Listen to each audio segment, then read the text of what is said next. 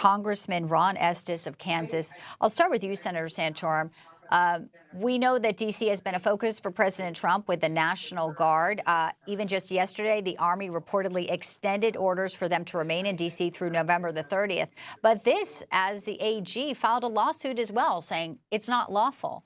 Your reaction on what we may hear today and just about the ability for President Trump to move in under Home Rule Act now being questioned?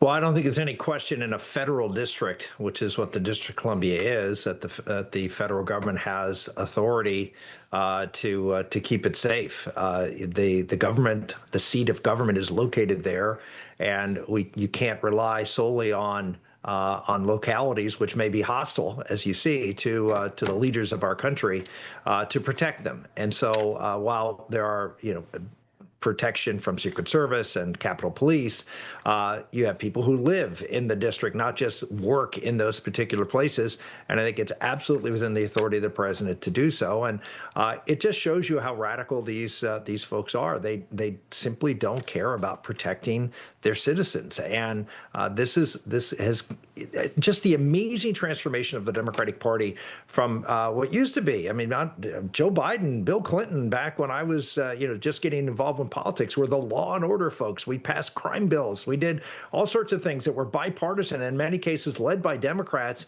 And now they have completely gone woke and have become the party of illegal immigrants and criminals. Let's play D.C. Mayor Muriel Bowser saying she wants an end to what she says is federal intervention, Julie.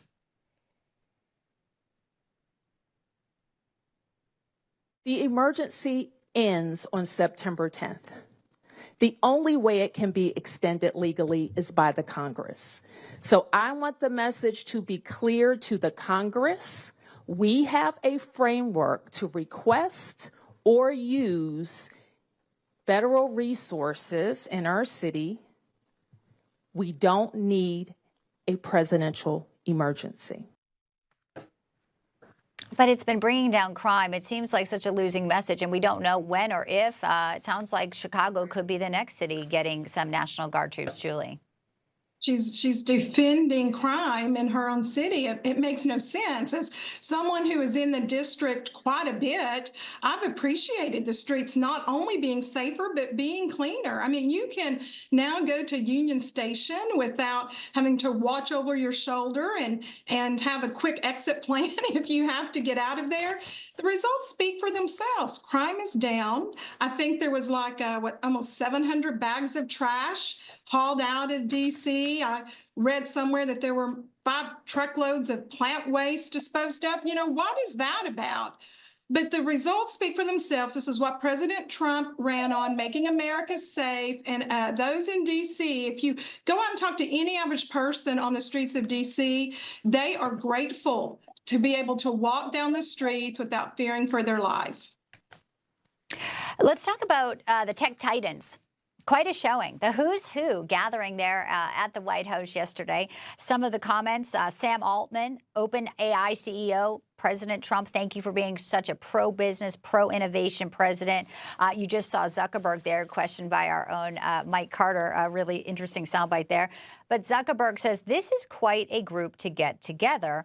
And I think all the companies here are making huge investments. And indeed they are. CEO of Apple, Tim Cook, already promising $600 billion in investments here in the United States.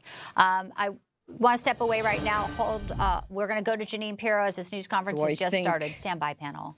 Recognized today as the kind of day that reminds us why we do what we do.